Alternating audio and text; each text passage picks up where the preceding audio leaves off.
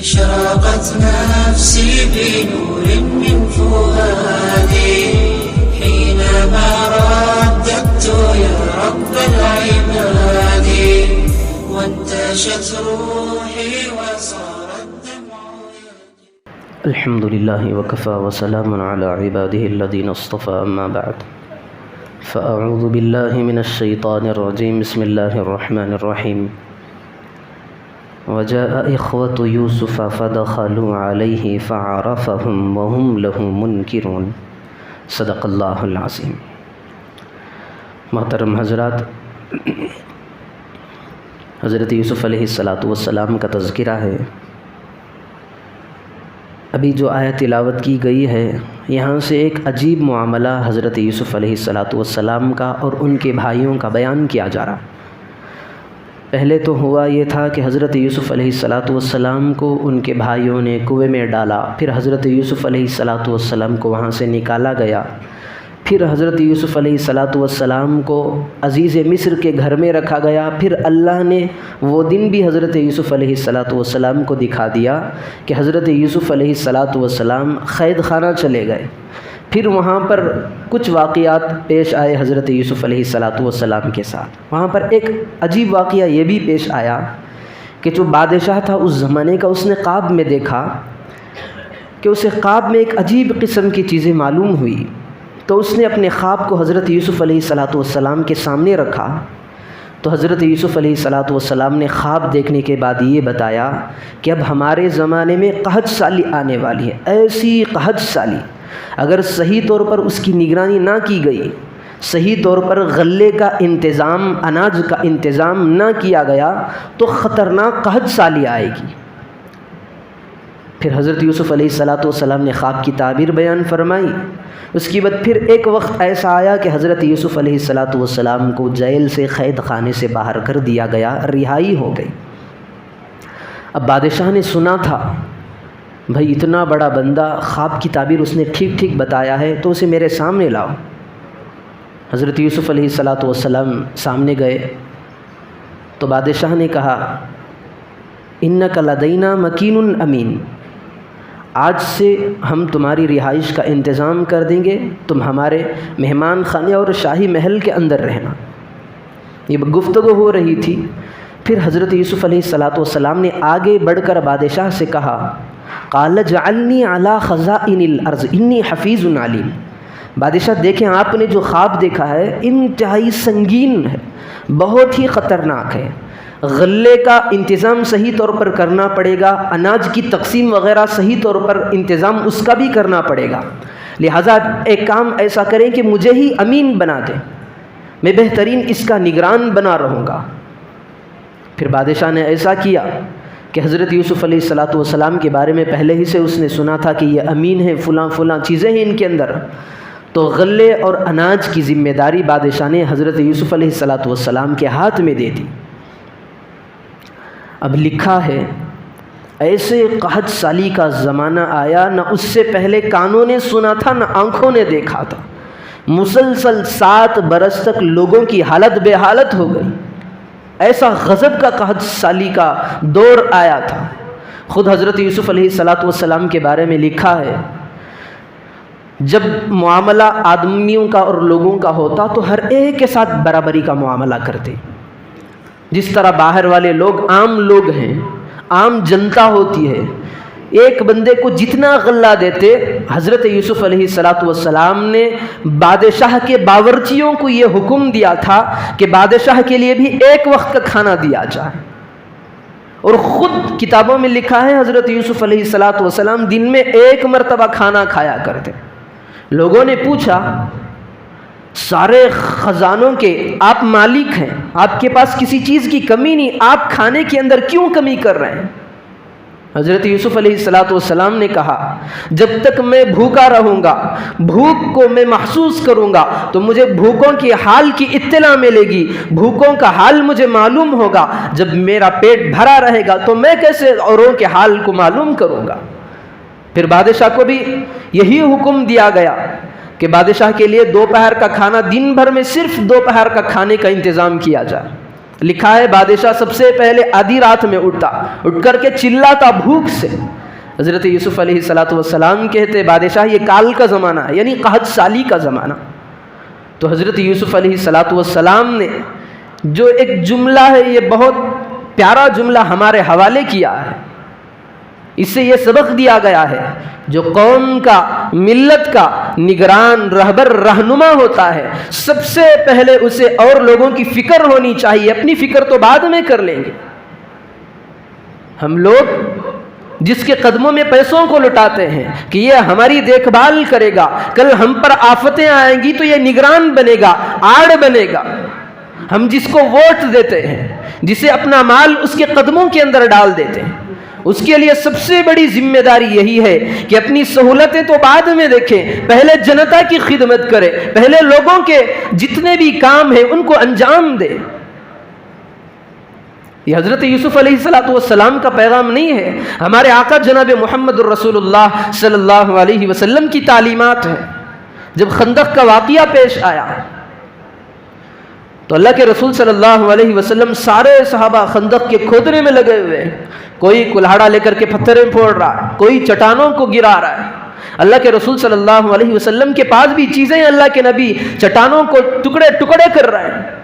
صحابہ کو کھڑا نہیں جا رہا، ان کے جسموں کے اندر سے طاقت ختم ہو چکی ہے. ایسا زمانہ تھا کہ پیٹ ان کے بالکل خالی پڑے تھے. صحابہ کو کھڑا نہیں جا رہا. یہ تو ظاہر سی بات ہے، جس کا پیٹ خالی ہوتا ہے اسے کسی کام کے کرنے کو دل نہیں چاہتا، کیونکہ جب پیٹ بھرا رہے گا تو جسم کے اندر طاقت رہے گی. جب طاقت رہے گی تو آدمی مضبوطی کے ساتھ جم کر کے کھڑ جائے گا.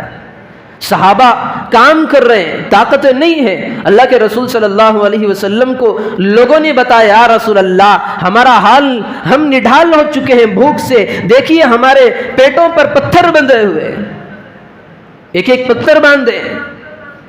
پھر اللہ کے پیارے حبیب صلی اللہ علیہ وسلم نے بتایا آپ نے تو ایک ایک پتھر باندھا ہے، دیکھیں میں سید المرسلین ہوں. پھر کرتے کو اٹھا کر کے بتایا سید المرسلین کے پیٹ پر 2 پتھر بدے ہوئے. یہ امت کا خیال نہ ہوتا، اگر ان کی کیفیت اللہ کے رسول کو معلوم نہ ہوتی، احساس نہ ہوتا، تو اللہ کے رسول صلی اللہ علیہ وسلم 2 پتھر اپنے پیٹوں پر کیوں باندھتے؟ یہ غم تھا، کڑن تھی ان کے اندر، میری رعایا سے زیادہ تکلیفیں آئیں تو مجھ پر کیا ہے. یہ تو استاد ہے، شاگردوں کا حال بھی یہی ہے. جو بندہ قوم و ملت کا نگران بن جاتا ہے اس کی نیند حرام ہونی چاہیے. ایسا نہیں کہ ساروں کے مال میرے پاس آ رہے ہیں اور میں گدے بچھا کر کے اس کے پار آرام سے سینہ چوڑا کر کے آرام سے سو جاؤں. یہ مسلمانوں کا لیڈر ہو ہی نہیں سکتا، یہ حکمران بننے کا لائق ہی نہیں ہے. جس کے اندر امت کا درد اور کڑن نہ ہو وہ کیسا حکمران ہے؟ حضرت عمر رضی اللہ عنہ کہتے ہیں جب حضرت ابو بکر رضی اللہ عنہ نے خلافت کی باگڈور سنبھالی تو ہر رات کے اندر چکر کاٹتے. ایسے گھرانے بہت تھے جہاں پر کوئی نگران نہیں تھا، گھر کا کوئی بڑا نہیں تھا، ذمہ دار نہیں تھا. حضرت عمر رضی اللہ عنہ کہتے ہیں کہ میں رات میں ایک مرتبہ جا رہا تھا، میں نے دیکھا کہ ایک آدمی اپنے جسم کو، چہرے کو ڈھانک کر کے ایک بوڑھی کے گھر جا رہا ہے. میں نے دیکھا کچھ دیر تک گھر کے اندر گیا، پھر واپس آیا. میں نے بعد میں تحقیق کی تو معلوم ہوا کہ جو آدمی آیا تھا وہ گھر کے اندر جاتا ہے، روزانہ رات میں جاتا ہے، گھر میں جا کر کے پانیوں کے جو مشکیزیں ہوتے ہیں ان کو بھرتا ہے، گھر کی صفائی کرتا ہے، دھلائی وغیرہ کر کے باہر نکلتا ہے، اس گھر کا خاص خیال رکھ کر کے تمام ضرورتوں کو پورا کرتا ہے. حضرت عمر کہتے ہیں میرے دل کے اندر یہ خیال پیدا ہوا یہ بندہ کون ہے، آخر دیکھ تو لوں. پھر دوسرے دن بھی حضرت عمر آئے تو دیکھا کہ وہ بندہ پہلے ہی سے اندر جا کر کے تمام کاموں کو سرام جام دے کر کے واپس نکل گیا. اب حضرت عمر رضی اللہ عنہ نے یہ فیصلہ کر لیا کہ آج میں اس کو پکڑوں گا، ضرور دیکھوں کون ہے وہ.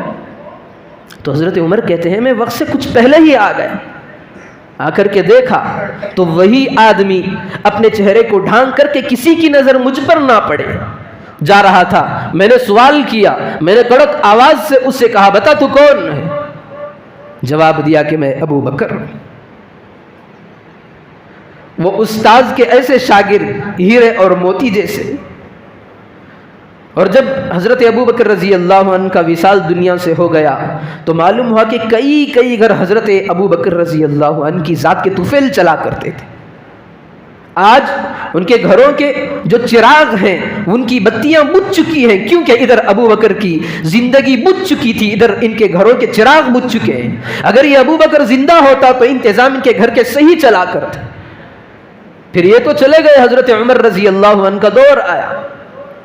حضرت عمر رضی اللہ عنہ نے بھی کتابوں میں لکھا ہے، راتوں کے اندر گلیوں کا گشت کیا کرتے، دیکھتے کون مجبور ہے، کون ضرورت مند ہے، حاجت مند کون ہے، کس کے گھر سے آوازیں آ رہی ہیں۔ اگر کہیں سے رونے کی بچوں کی آوازیں آ جاتی تو بہلانے کی خاطر چیزوں کو لے جایا کرتے۔ اگر کہیں معلوم ہوتا کہ بیمار ہے تو آدھی رات کو قوم کا حکمران اٹھ کر کے چلا جاتا، ان کی ضروریات کی دیکھ بھال کرتے، چیزوں کو فراہم کرتے۔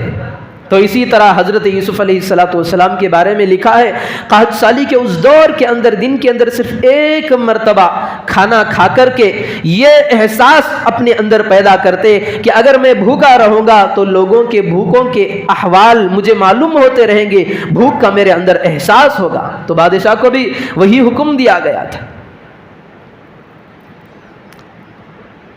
پھر ایسا ہوا کہ بادشاہ نے غلے کا اور جو اناج وغیرہ کی چیزیں ہیں ان کا نگران حضرت یوسف علیہ السلام کو بنا دیا۔ اب قحط سالی کا دور بہت خطرناک تھا، لوگ آتے رہے، لوگوں کو معلوم ہو گیا کہ ملک مصر کے اندر جو شاہی انتظامات ہیں وہاں سے ایک نظم یہ بھی کیا گیا ہے، لوگوں کو پیسوں کی بنا پر غلہ فروخت کیا جا رہا ہے۔ پھر لوگ آتے رہے، غلہ لیتے رہے۔ جس طرح بڑا آدمی مالدار کو جو غلہ دیا جاتا، حضرت یوسف علیہ السلام غریب کو بھی وہی حصہ دیتے، کیونکہ تفریق نہیں ہے ہمارے دین کے اندر۔ پھر ایسا ہوا قحط سالی کا جو دائرہ تھا وہ بہت وسیع ہوتا گیا، پھیلتا گیا۔ ایک طرف یہ جو مصر ہے، پھر آس پاس کے جو علاقے کنعان کے ہیں، پھر ادھر ملک شام کے ہیں، پھر آس پاس کے جتنے قبائل ہیں، یہ قحط سالی ہے نا تمام اطراف میں پھیل گئی۔ اب یہ اطراف میں قحط سالی پھیلتے شام پہنچی، جہاں پر حضرت یعقوب علیہ السلام کا کنبہ، خاندان وغیرہ، قبیلے وغیرہ تھے، وہاں پر بھی قحط سالی پہنچ گئی۔ تو حضرت یعقوب علیہ السلام نے اپنے بیٹوں سے کہا کہ بیٹوں آپ ایسا کرو کہ مصر کے اندر جو بادشاہ تخت نشین ہے اس کے ذریعے سے غلہ تقسیم کیا جا رہا ہے، آپ وہاں جائیں اس غلے کو لے کر آئیں۔ دراصل جو یہاں سے بیان ہو رہا ہے حضرت یوسف علیہ السلام کا تذکرہ، یہاں پر اللہ رب ذوالجلال نے ایک خابیر کو صحیح کروا رہا ہے۔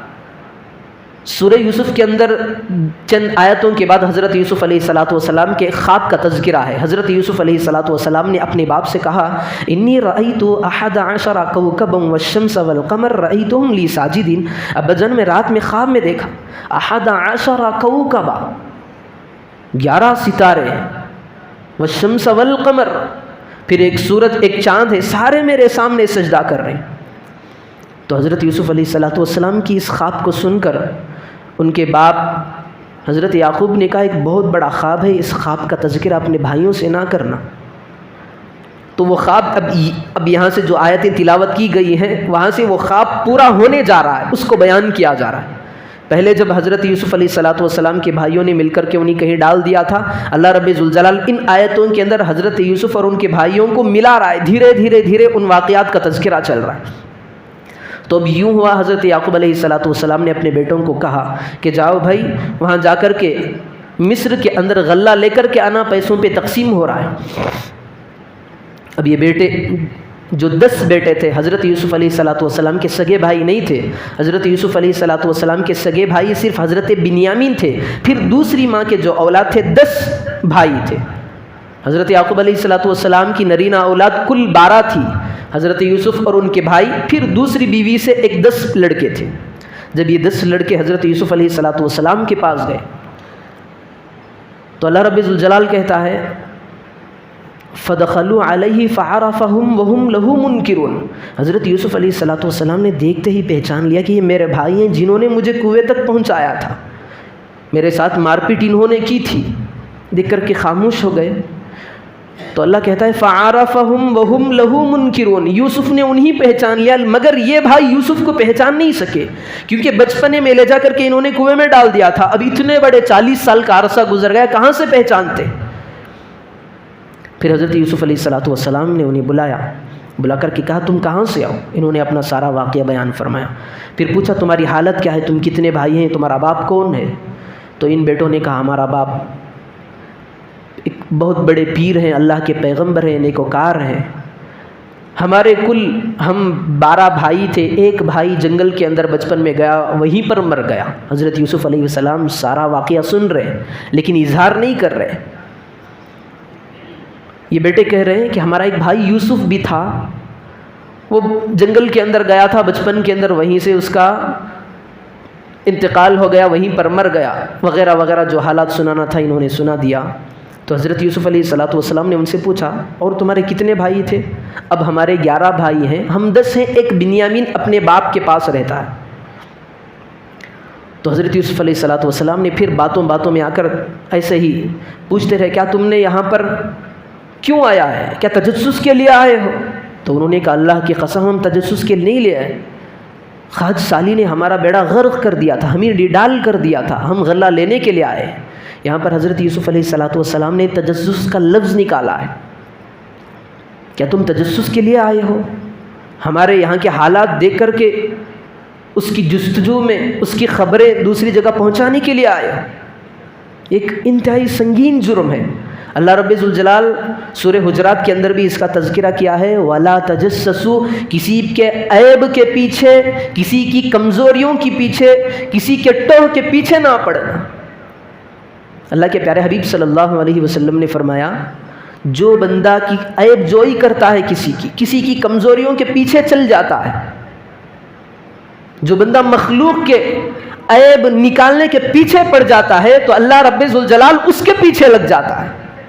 میں اوروں کے پیچھے لگ جاؤں, مخلوق کے پیچھے لگ جاؤں تو خالق میرے پیچھے لگ جاتا ہے. پھر اللہ کے پیارے حبیب صلی اللہ علیہ وسلم نے فرمایا جس بندے کے پیچھے اللہ رب ذوالجلال اس کی ٹوہ میں لگ جاتا ہے, پھر وہ بندہ کمرے کے اندر بیٹھ جائے تب بھی اللہ رب ذوالجلال اس کی فیملی والوں کے سامنے اسے ذلیل اور رسوا کر کے چھوڑے گا, کیونکہ یہ دوسروں کو ذلیل کرنا چاہتا ہے, دوسروں کے عیب جوئی کے پیچھے پڑا ہے. پھر اللہ کے پیارے حبیب صلی اللہ علیہ وسلم نے فرمایا من ستر مسلما سترہ اللہ یوم القیامہ, جو بندہ مسلمان کی عیب کی پردہ پوشی کرتا ہے, عیب کو دیکھ لیا اب اس کو چھپا رہا ہے, تو کل قیامت کے دن اللہ رب ذوالجلال تمام امتوں کے سامنے اس کو بلائے گا. پھر اللہ رب ذوالجلال اس کے عیب کو بیان کرنا چاہے گا لیکن کہے گا میرے بندے تیرے اوپر ایک وقت ایسا آیا تھا, فلاں کا عیب تجھ پر آشکار ہوا تھا لیکن تو نے اپنی زبان کو بند رکھا, جہاں میں آج تیرے تمام عیوب پر ستاری کا معاملہ کرتا ہوں, پردہ پوشی کا معاملہ تیرے ساتھ کرتا ہوں. یہ عیب جوئی, کسی کے عیب کے پیچھے لگ جانا, کمزوریوں کے پیچھے لگ جانا بہت بڑا سنگین جرم ہے. حضرت عبداللہ ابن عباس مسعود رضی اللہ عنہ کے پاس ایک آدمی کو لایا گیا, داڑھی کے اندر سے شراب کے قطرے ٹپک رہے تھے. حضرت عبداللہ بن مسعود رضی اللہ عنہ کے پاس میں بیٹھے ایک شخص نے کہا اسے تو کوڑے لگانے چاہیے, تو شراب پی کے آیا ہے. تو حضرت عبداللہ بن مسعود رضی اللہ عنہ نے کہا ہم نے آنکھوں سے دیکھا نہیں ہے, اگر اب ہم آنکھوں سے دیکھ لیتے تو ہم اس پر شرعی حد کو جاری کرتے, لیکن ہم نے دیکھا نہیں ہے تو اس کا اور اللہ کا معاملہ ہے, یہ جانے اس کا مالک جانے, ہم اس کے بیچ میں پڑنے والے نہیں ہیں. تو اتنا بڑا سنگین جرم ہے. تو حضرت یوسف علیہ السلام نے اپنے بھائیوں سے ٹیسٹ کے لیے پوچھا کیا تم تجسسی کے لیے آئے ہو؟ تو ان کے بھائیوں نے کہا نہیں ہم تجسسی کے لیے نہیں آئے, ہمیں قد سالی نے آپ کے پاس آنے پر مجبور کر دیا تھا, ہم غلہ لینے کے لیے آئے ہیں. یہاں سے واقعہ بہت طویل ہے, انشاءاللہ کل بیان کیا جائے گا. اللہ رب ذوالجلال سے دعا فرمائے اللہ پاک ہم تمام کو دوسروں کے عیب جوئی تلاش کرنے, عیب جوئی کرنے اور دوسروں کے عیوب اور کمزوریوں کے پیچھے پڑنے سے ہم سب کی, ساری امت مسلمہ کی بھرپور حفاظت فرمائے. سنی ہوئی باتوں پر عمل کی توفیق عطا فرمائے. اللہ